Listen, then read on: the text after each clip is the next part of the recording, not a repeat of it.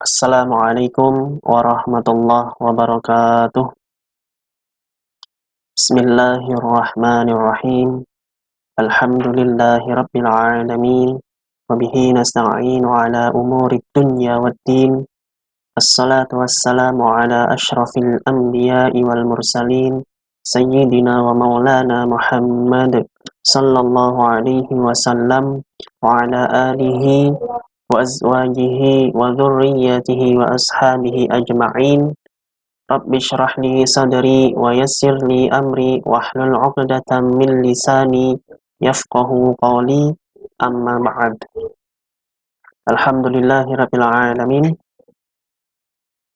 Puji syukur kepada Allah Subhanahu wa taala serta salawat serta salam semoga tetap tercurah kepada baginda Rasulullah Muhammad sallallahu alaihi wasallam yang kita nanti-nantikan syafaatnya kelak di hari kiamat nanti. Kembali lagi bersama kami di dalam materi pembelajaran kelas 10 semester 1 tentang husnudzon, yaitu prasangka baik. Ini melanjutkan pertemuan sebelumnya tentang mujahadah an-nafs atau kontrol diri.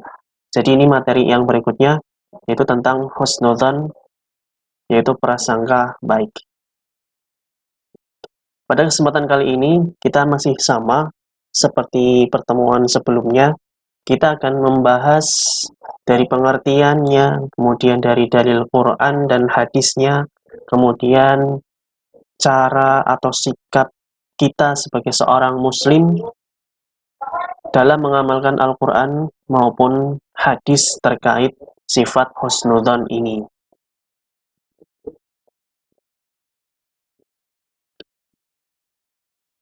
Baik, kita masuk ke pembahasan yang pertama, yaitu kita membahas tentang husnudzon.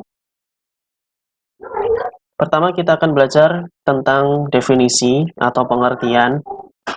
Husnudzon itu secara bahasa artinya adalah husnu, itu artinya adalah baik, dan adzon artinya adalah prasangka.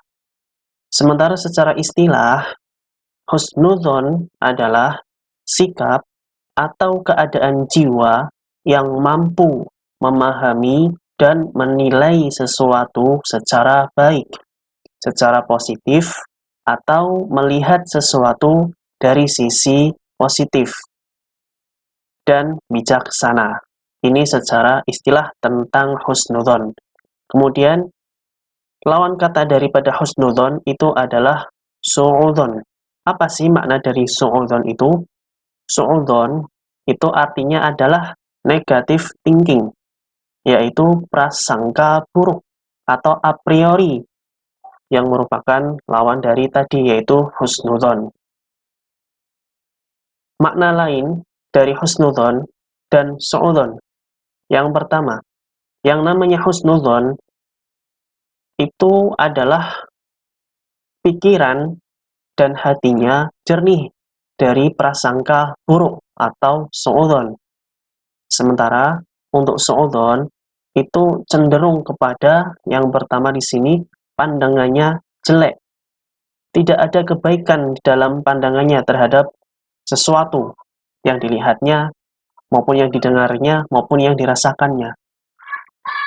Pikirannya dikurung, pikirannya dikungkung oleh sifat dan sifat yang negatif. Kalau orang punya sifat su'udzon, semuanya serba negatif, semuanya serba buruk. Dan menganggap orang lain itu lebih rendah daripada dirinya sendiri. Merasa diri ini paling baik, merasa diri ini paling benar, sementara yang lain itu rendah.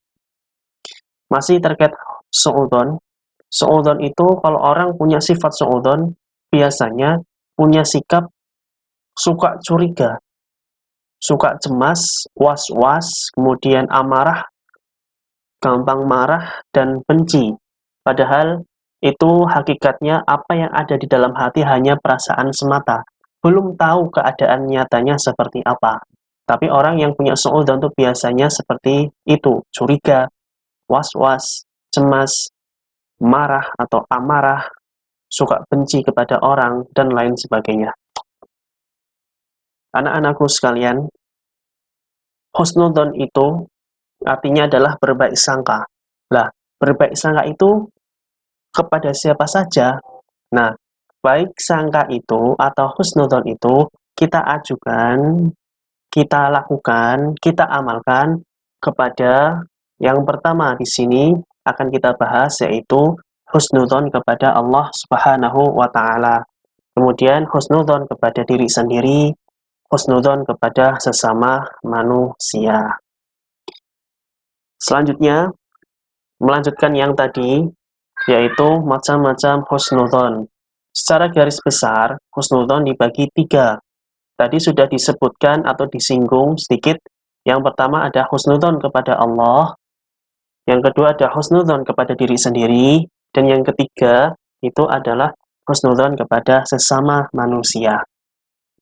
Untuk yang pertama, husnudzon kepada Allah Subhanahu wa taala artinya adalah menganggap bahwa qada dan qadar, artinya takdir yang diberikan oleh Allah adalah hal yang terbaik untuk hambanya. Kemudian, sikap yang ditunjukkan kepada Allah Subhanahu wa taala adalah yang pertama, kita ini wajib, kita ini harus melakukan, yaitu berbaik sangka atas segala ketentuan Allah Subhanahu wa taala, baik itu menyenangkan maupun menyusahkan.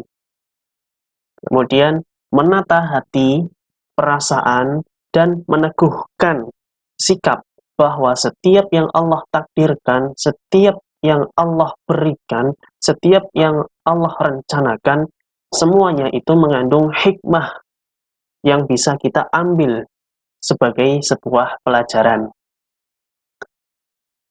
Senantiasa taat kepada Allah Subhanahu wa taala. Kita berbaik sangka kepada Allah Subhanahu wa taala. Apapun keadaannya, apapun hasilnya, apapun masalahnya, kita tetap harus taat kepada Allah Subhanahu wa taala dikala senang, dikala susah, dikala sedih, dan dikala lapang maupun dikala sempit.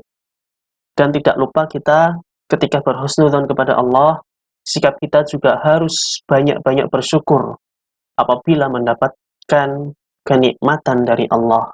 Dan ketika kita mendapatkan ujian, ketika kita mendapatkan cobaan, maka kita harus bersabar dan ikhlas menerima semuanya. Karena kembali lagi bahwasanya semua yang datangnya dari Allah itu mengandung hikmah. Baik anak-anak, untuk yang kedua, husnudzon kepada diri sendiri. Artinya adalah berprasangka baik terhadap kemampuan yang dimiliki diri sendiri. Maka, sikap yang harus kita tunjukkan adalah bahwasanya kita punya diri, Allah memberikan kita ini dari atas sampai ke bawah. Allah memberikan kesempurnaan kepada kita. Kita punya otak, kita punya akal, kita punya kekuatan, kita punya tubuh normal. Maka yang harus kita lakukan adalah percaya diri. Tidak boleh rendah diri, harus punya inisiatif dan punya kreativitas yang tinggi. Karena pada hakikatnya semua manusia adalah sama, maka tidak boleh kita ini rendah diri, tapi harus percaya diri dan berusaha menjadi orang yang inisiatif dan kreatif. Buktikan bahwa diri ini semuanya manusia itu diciptakan Allah sama. Makanya kita bersaing di dunia ini secara baik, secara sportif, yang tujuannya adalah menunjukkan bahwasanya Allah telah memberikan sesuatu yang luar biasa yang bisa kita gunakan di dalam kehidupan sehari-hari. Maka dari itu harus percaya diri, apapun keadaan kita, tidak boleh rendah diri, harus inisiatif dan kreatif. Dan kita sebagai seorang, apalagi pelajar, harus semangat untuk meraih kesuksesan. Karena kesuksesan itu sungguh suatu hal yang tinggi. Kesuksesan itu adalah sebuah hal yang sulit diraih jika kita tidak punya semangat, jika kita tidak punya mental, Maka dari itu, tumbuhkan semangat yang luar biasa dalam diri kita, agar apa yang kita cita-citakan bisa sukses kita raih. Dari sekarang, mari kita bersemangat untuk meraih kesuksesan, dimulai dari belajar, belajar, belajar, dan belajar. Sampai akhirnya nanti bekerja, bekerja, dan bekerja, dan tidak lupa berzikir, ingat kepada Allah, dan berdoa kepada Allah Subhanahu wa Ta'ala. Selanjutnya adalah husnudzon kepada diri sendiri. Sikap kita yang harus tunjukkan adalah sebagai seorang pelajar, misalkan, harus memiliki sikap yang gigih, sikap yang tangguh dan optimis. Gigih di sini artinya adalah teguh pendiriannya, tabah, ulet, gak kenal menyerah, selalu berusaha, dan berusaha.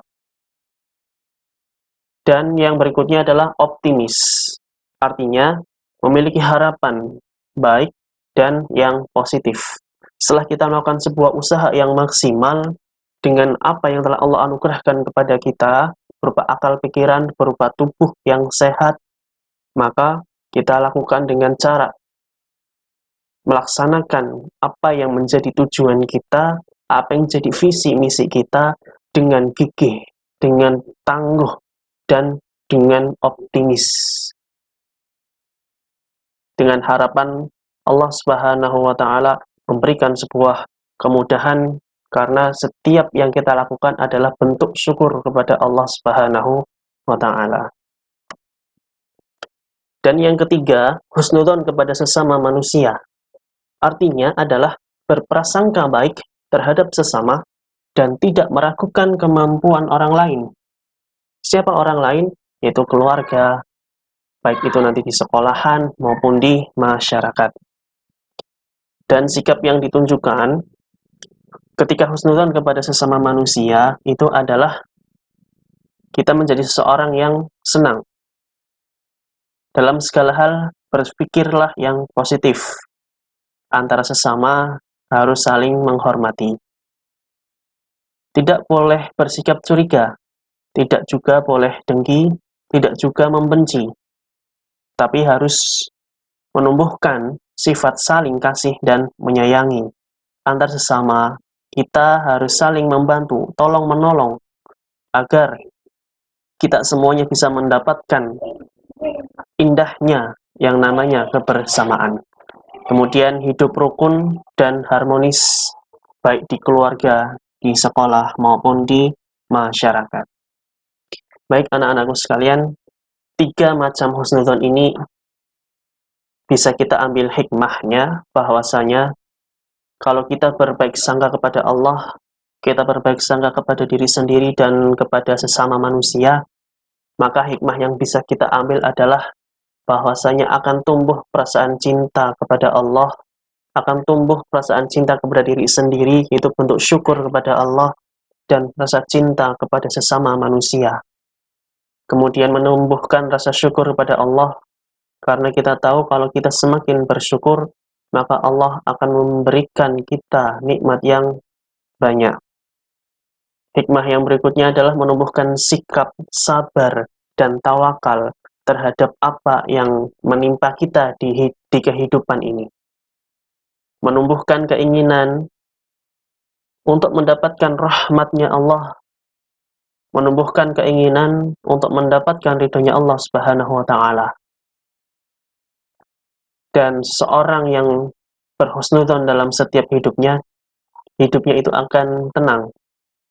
Hidupnya itu tidak akan gelisah, tidak was-was, tidak khawatir, dan tidak sakit hati.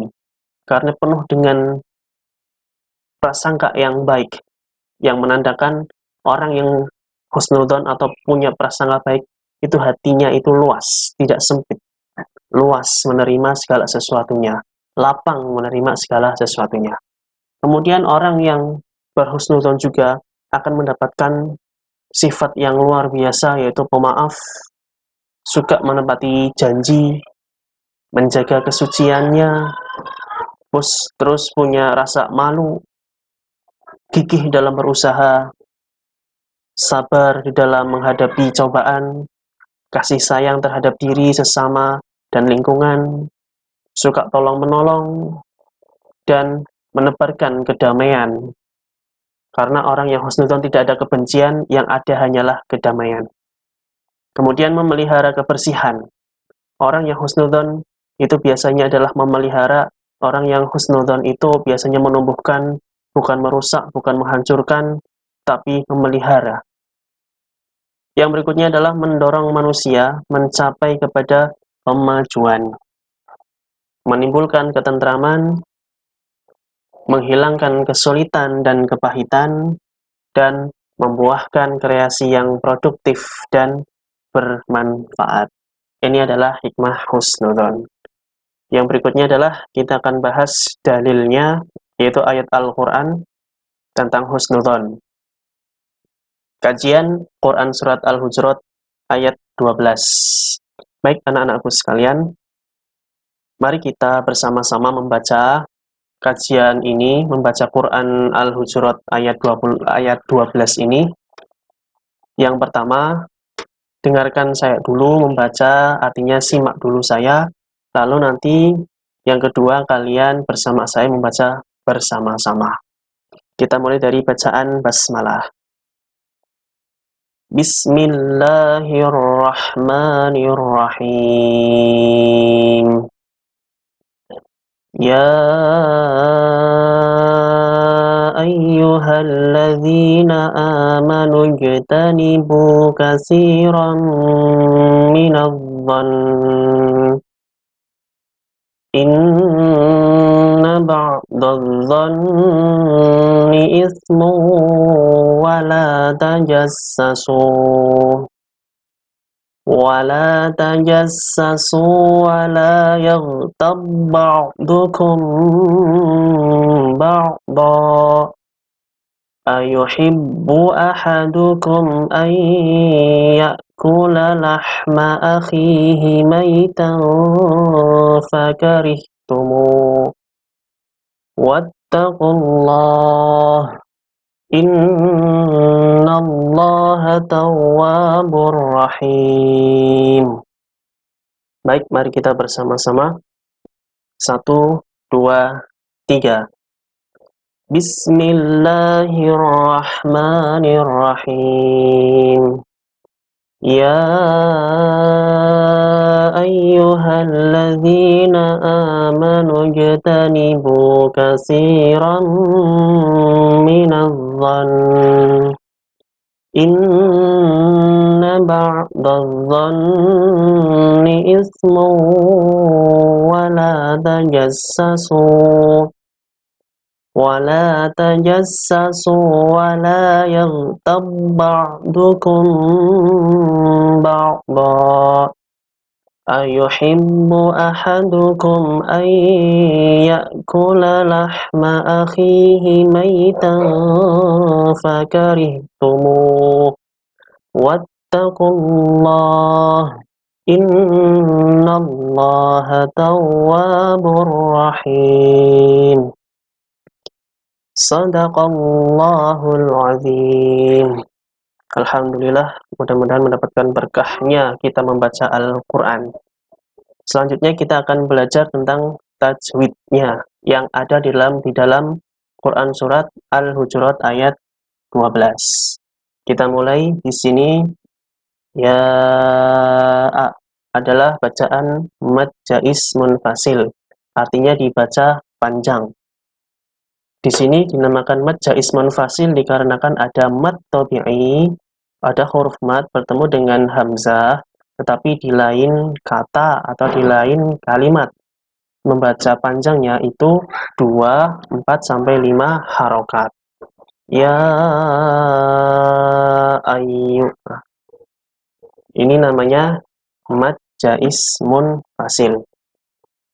Selanjutnya, alladzina.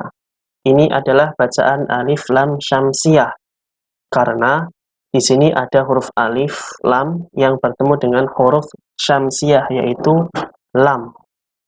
Syamsiyah ini bisa ditandai dengan adanya tasydid di atasnya. Membacanya itu memasukkan atau mengidghamkan ke huruf syamsiyah, yaitu lam. Jadi membacanya adalah alladzina. Alladzina. Itu seperti itu. Lalu yang berikutnya di sini ada mad badal. Amanu. A di sini dibacanya panjang, panjangnya itu 2 harokat. Panjangnya 2 harokat.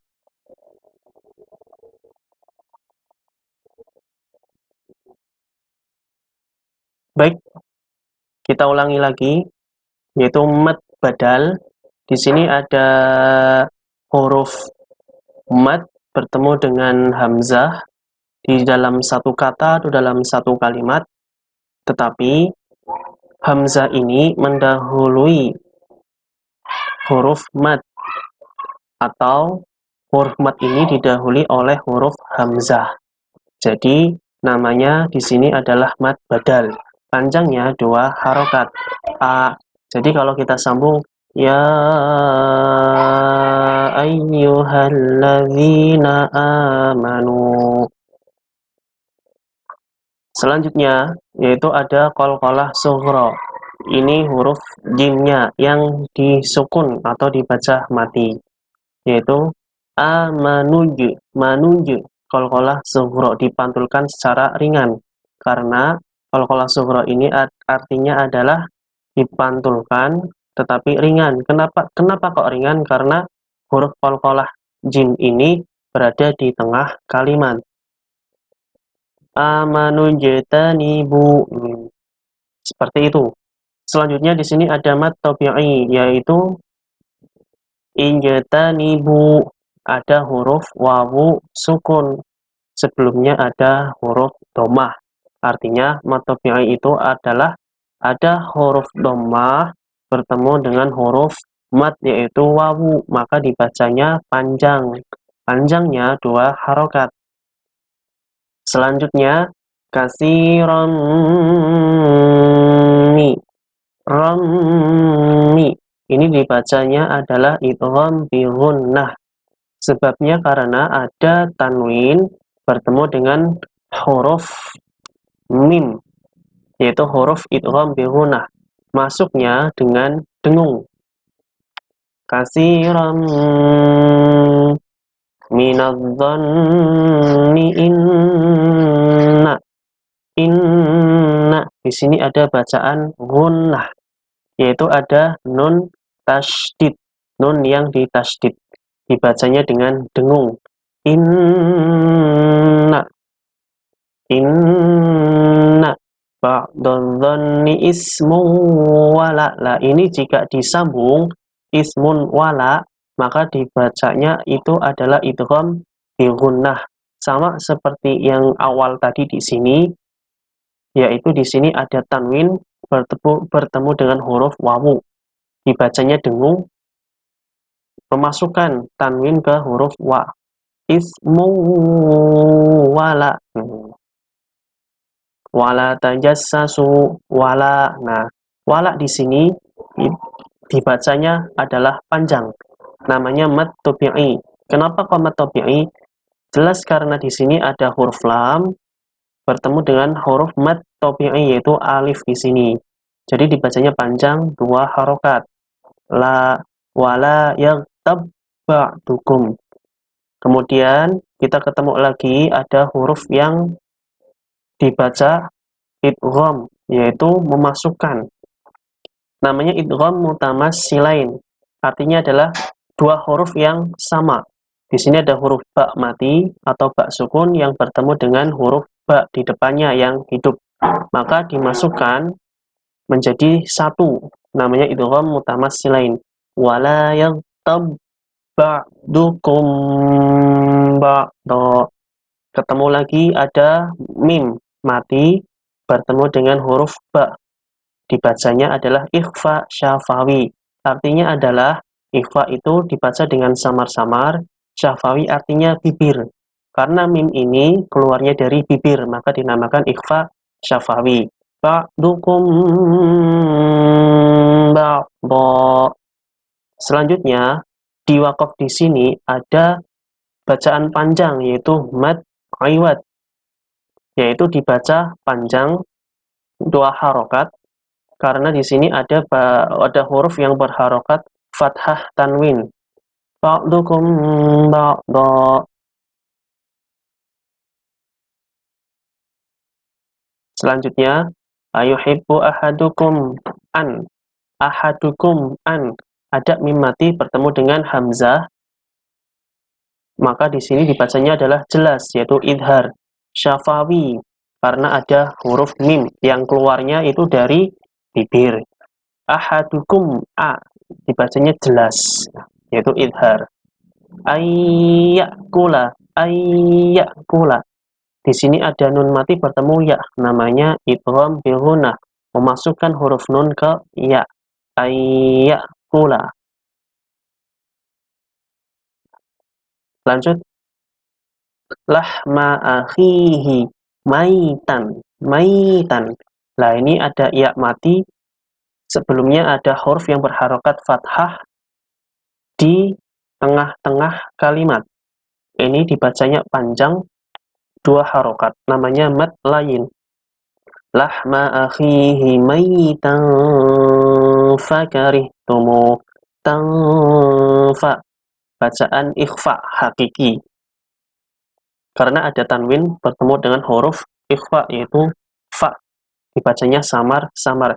Maitan fakarihtumu. Wattaqullah. Allah di sini adalah tafkhim, artinya tebal, yaitu lamnya adalah lam jalalahnya, ini adalah tafkhim, karena sebelumnya ada huruf yang berharokat domah, maka dibacanya tebal atau tafkhim. Wattaqullah, innallaha tawwabur rahim. Rahim, ini adalah mad arid lis sukun, artinya dibaca panjang. Panjangnya bisa dari 2 harokat sampai 6 harokat. Rahim, yaitu ada mad tabi'i dibaca setelahnya ada huruf yang dibaca waqaf, yaitu mad arid lis sukun itu adalah ada huruf mad bertemu dengan huruf hijaiyah yang dibaca waqaf, itu mad arid lis sukun. Lanjut ya, baik.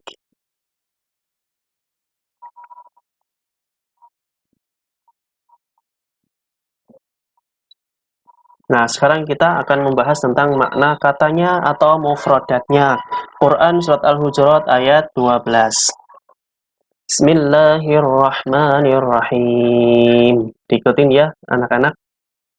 Ya ayyuha, wahai alladzina, orang-orang yang amanu beriman. Ijtanibu jauhilah kasiran banyak, min dari, adzanni berprasangka, inna sesungguhnya, ba'da sebagian, adzanni berprasangka, ismun itu dosa. Wala dan jangan, tajassasu kamu mencari kesalahan, wala dan jangan, yaghtab kamu mengumpat, ba'dukum sebagian kamu, ba'don sebagian, ayuhibbu apakah kamu menyukai, ahadukum salah seorang di antara kamu, an bahwa ya'kula memakan, lahma daging, akhihi saudaranya, maitan yang mati, fakarihtumuh maka kamu jijik padanya, wattaqu dan bertakwalah, Allah kepada Allah, inna sesungguhnya, Allah Allah tawwabun maha penerima taubat, rahimun maha penyayang. Jika disambung, artinya adalah, wahai orang-orang yang beriman, jauhilah banyak dari prasangka. Sesungguhnya, sebagian prasangka itu adalah dosa. Dan janganlah kamu mencari-cari kesalahan orang lain. Dan janganlah ada di antara kamu yang menggunjing sebagian yang lain. Apakah ada di antara kamu yang suka memakan daging saudaranya yang sudah mati? tentu kamu merasa jijik, dan bertakwalah kepada Allah. Sungguh Allah Maha Penerima Taubat, Allah Maha Penyayang. Quran Surat Al-Hujurat ayat 12.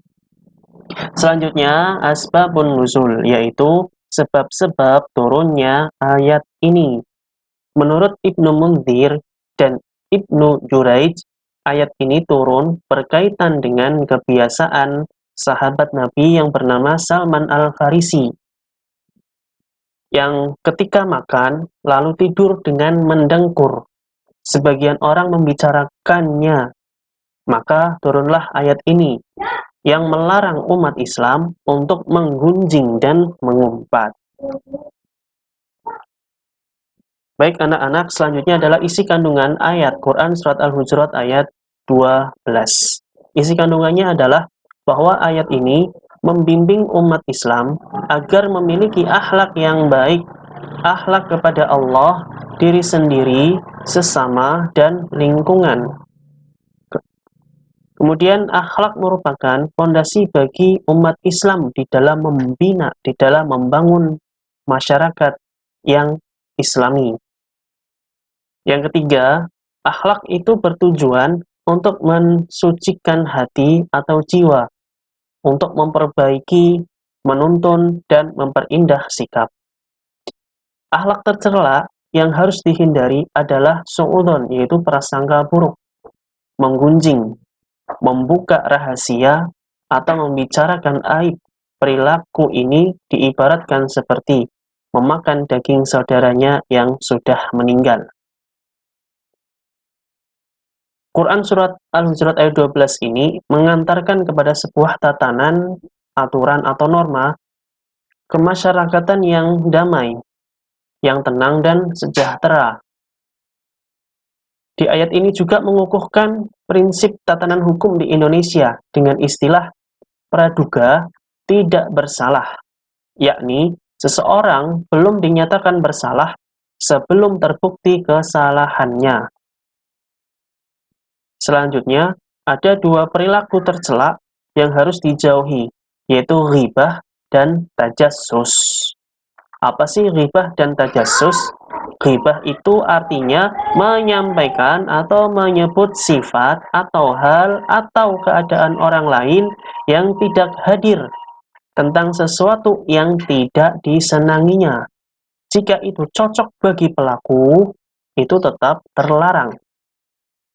Sementara tajassus artinya adalah mencari-cari kesalahan dan aib, membuka rahasia, atau usaha mencari tahu secara rahasia. Selanjutnya, anak-anak, perilaku yang mencerminkan ayat ini, Quran Surat Al-Hujurat ayat 12 adalah, marilah kita bisa sebisa mungkin untuk menghindari perilaku curiga atau suudzon kepada orang lain atau kepada Allah, kepada sesama, kepada diri sendiri. Jauhilah, hindarilah perilaku curiga atau suudzon ini. Selanjutnya, kedepankanlah sikap husnudzon atau berpikir positif dan tidak mencari-cari kesalahan orang lain, tapi sibuk memperbaiki diri dengan cara muhasabah atau introspeksi diri. Sebagai manusia yang beriman, setelah belajar ini, marilah kita tutup rahasia orang lain. Artinya jangan membuka rahasia atau aibnya orang lain. Bersama-sama kita berjuang untuk memerankan diri dengan baik dalam tata pergaulan dengan masyarakat. Selanjutnya, tidak membiasakan diri bertindak sebagai spionase atau mata-mata saat melihat perilaku orang lain. Yakin bahwa manfaat husnudzon itu jauh lebih besar dibandingkan suudzon. Ini tentang perilaku yang mencerminkan ayat, mudah-mudahan kita bisa melaksanakan di dalam kehidupan sehari-hari. Selanjutnya di sini ada dua hadis yang akan kita pelajari. Ini adalah hadis yang pertama tentang husnudzon. Baik, mari kita bahas. Simak dulu hadisnya. An Abi Hurairah an Rasulillah sallallahu alaihi wasallam annahu qala qala Allahu azza wa jalla, ana 'inda dhanni 'abdi bi, wa ana ma'ahu haitsu yadhkuruni, wallahu afrahu bi taubati 'abdihi min ahadikum yajidu dhallatahu bil falati, wa man taqarraba ilayya shibran taqarrabtu ilaihi dhira'an, wa man taqarraba ilayya dhira'an taqarrabtu ilaihi ba'an, wa idza aqbala minni yamshi aqbaltu ilaihi uharwil. Rawahu Ahmad. Baik, mari kita bersama-sama baca hadisnya. 1, 2, 3. An Abi Hurairah an Rasulillah sallallahu alaihi wasallam annahu qala Allahu azza wa jalla, ana 'inda dhanni 'abdi bi, wa ana ma'ahu haitsu yadhkuruni, wallahu afrahu bi taubati 'abdihi min ahadikum yajidu dhallatahu bil falati, wa man taqarraba ilayya shibran taqarrabtu ilaihi dhira'an, wa man taqarraba ilayya dhira'an taqarrabtu ilaihi ba'an, wa idza aqbala minni yamshi aqbaltu ilaihi uharwil. Rawahu Ahmad. Kita ke maknanya, ya. Makna katanya, an Abi Hurairah, dari Abi Hurairah, an Rasulillah, dari Rasulillah sallallahu alaihi wasallam, annahu, sesungguhnya ia, yaitu Rasulullah, qala, bersabda, qala, berfirman siapa? Allahu Allah, azza wa jalla, yang maha mulia, yang maha agung. Ana, saya, maksudnya adalah Allah, inda, menurut, bisa saat, dhanni, perasaan, abdi bi, hambaku, wa ana, dan saya, ma'ahu, bersamanya, haitsu, jika, yadhkuruni, dia mengingatku, wallahu, demi Allah, afrahu, Allah itu lebih senang, bitaubati, dengan taubat, abdihi, hambanya, min ahadikum, dari salah seorang di antaramu, yajidu, menemukan, dhallatahu, barangnya yang hilang, bil falati, hutan rimba, waman, dan siapa, taqarraba, mendekat, ilayya, kepadaku, shibran, sejengkal, taqarrabtu, saya mendekat, yaitu Allah mendekat, ini, ilaihi, yaitu kepadanya, dhira'an, sehasta, waman, dan siapa, taqarraba, mendekat, ilayya, kepadaku Allah, dhira'an, sehasta, taqarrabtu, maka saya akan mendekat, maksudnya Allah akan mendekat, ilaihi, kepadanya, ba'an, itu sedepa. Wa idza, dan ketika, aqbala, datang, mini, kepadaku, yamshi, dengan berjalan kaki, aqbaltu, maka aku datang, yaitu Allah, ilaihi, kepadanya, uharwil, dengan berjalan cepat. Rawahu Ahmad, hadis riwayat Ahmad. Artinya, jika kita rangkai, dari Abu Hurairah radhiyallahu anhu, Rasulullah sallallahu alaihi wasallam bersabda, Allah yang maha mulia dan maha agung berfirman, ketentuanku sangat bergantung pada perasaan hambaku terhadapku. Aku akan selalu bersamanya jika dia mengingatku. Demi Allah, sungguh Allah lebih gembira atas taubat hambanya dibandingkan kegembiraan salah seorang dari kalian yang menemukan barangnya yang hilang. Jika dia mendekat kepadaku sejauh sejengkal, maka aku akan mendekat kepadanya sejauh sehasta. Jika dia mendekat kepadaku sejauh sehasta, maka aku mendekatinya sejauh sedepa. Jika dia datang kepadaku sambil berjalan kaki, maka aku akan mendatanginya sambil berjalan cepat. Hadis riwayat Ahmad. Isi kandungan hadis yang pertama ini adalah selalu berpikir positif atau husnudzon saat menghadapi segala rintangan atau masalah yang datang. Pertolongan Allah Subhanahu wa taala hanya diberikan kepada siapa saja yang menjadikan Allah Subhanahu wa taala sebagai sandaran hidup, tempat menggantungkan cita dan harapan, selalu berzikir atau mengingat Allah Subhanahu wa taala. Allah Subhanahu wa taala selalu memberikan harapan dan kabar gembira kepada siapa saja yang berkubang dalam kemaksiatan dan dosa, agar bertaubat dan jangan berputus asa, dan menghindari berpikir negatif, asalkan mau dan bertekad mengubah dirinya ke jalan kebenaran, maka hidupnya akan sukses dan bahagia. Kita lanjut ke hadis yang kedua tentang husnudzon. Mari kita baca.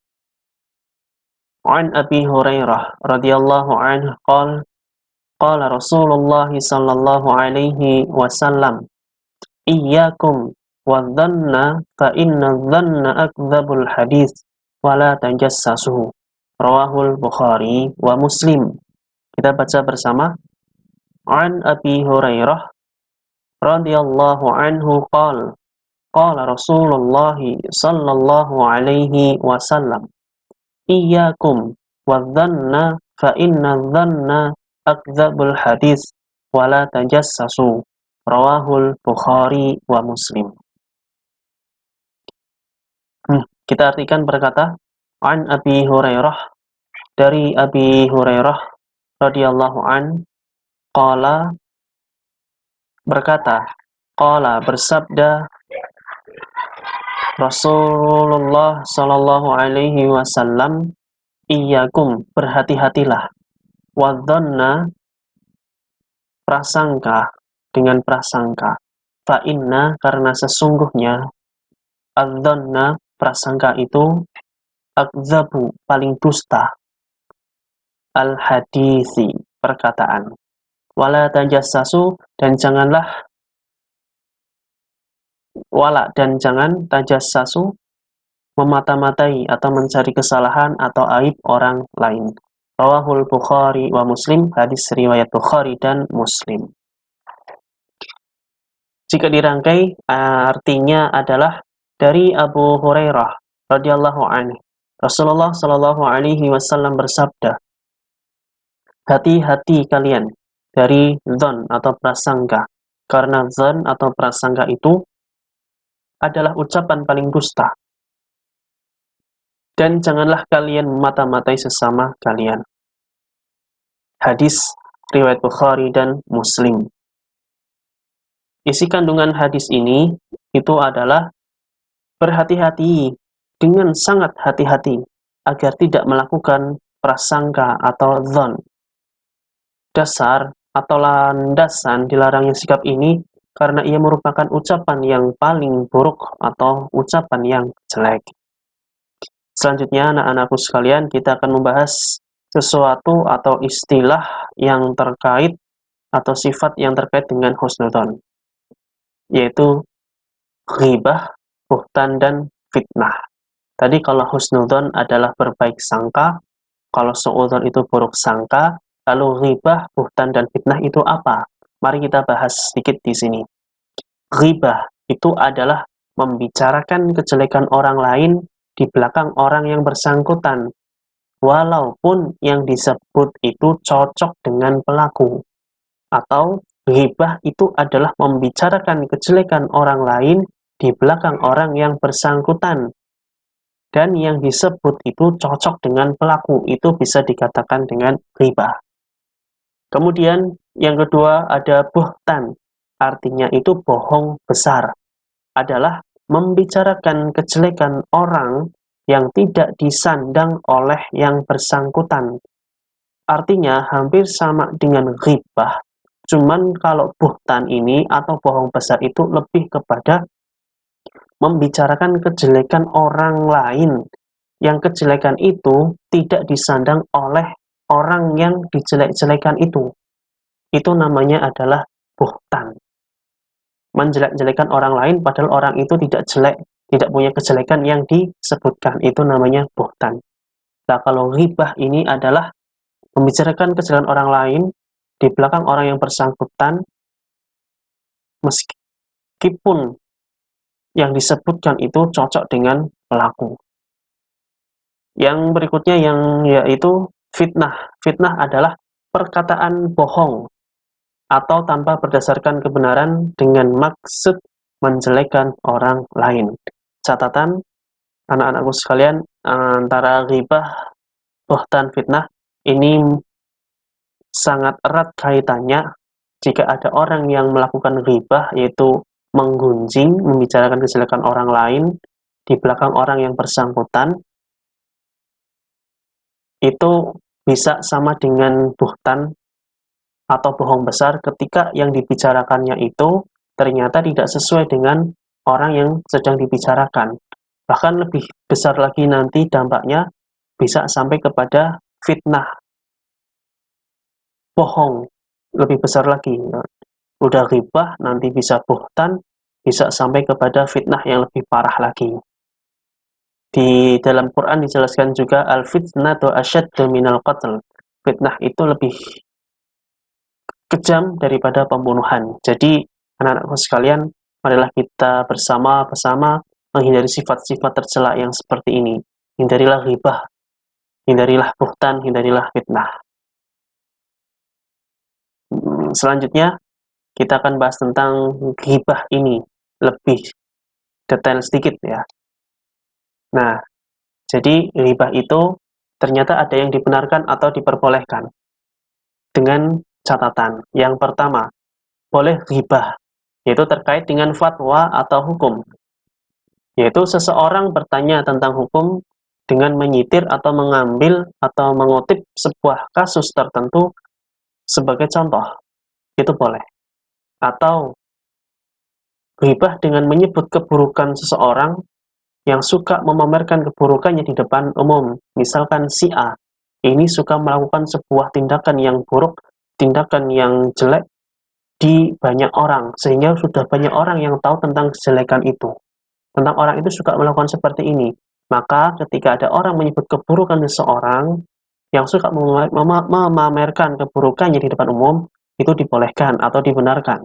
Karena orang itu sendirilah yang sudah membuka keburukannya.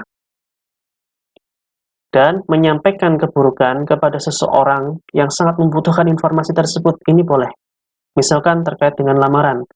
Jika ada orang yang mau melamar seseorang, itu harus mengerti seluk-beluknya, harus tahu betul-betul agar tidak menyesal nantinya.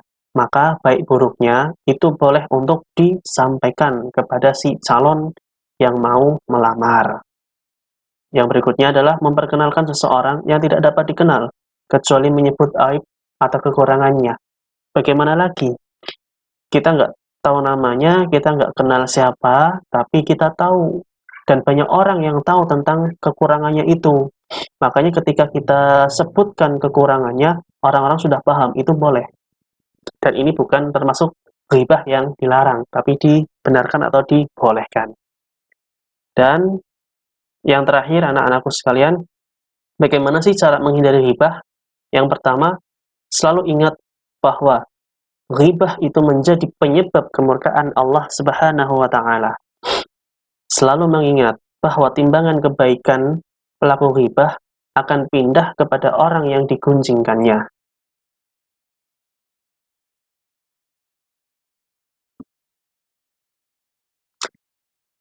Kemudian, melihat aib dirinya terlebih dulu agar segera memperbaikinya. Jadi jangan buru-buru untuk melihat kejelekan orang lain, tapi lihatlah diri sendiri agar bisa memperbaikinya. Selanjutnya, menjauhi faktor-faktor yang dapat menimbulkan ghibah. Banyak. Nonton sinetron, nonton infotainment, misalkan berkumpul-kumpul dengan orang-orang yang di situ bisa menimbulkan gunjingan, lebih baik kita tinggalkan itu. Yang terakhir, senantiasa mengingatkan kepada orang yang suka ghibah. Ingatkan ketika kita bersama orang yang biasa ghibah, bisa gunjing, bisa mengomongi orang lain, nasihatilah, ingatkan bahwasanya ghibah itu dilarang oleh agama. Ghibah itu adalah sifat yang terburuk, ya, bukan terpuji tapi terburuk atau tercela. Dan ghibah itu istilahnya adalah dalam Quran tadi Al-Hujurat ayat 12 digambarkan seperti orang yang memakan daging saudaranya yang telah mati, itu bisa dikatakan makan bangkai. Apakah mau orang yang ghibah itu dijuluki orang yang suka makan daging bangkai? Nah, baik anak-anak, mudah-mudahan bermanfaat apa yang telah kami sampaikan ini. Banyak kurangnya kami mohon maaf. Jika ada baiknya silahkan diambil, itu datangnya dari Allah Subhanahu wa taala. Sekian dulu, sampai bertemu kembali di pertemuan yang berikutnya. Sekian dan terima kasih. Al-afu minkum. Wassalamualaikum warahmatullahi wabarakatuh.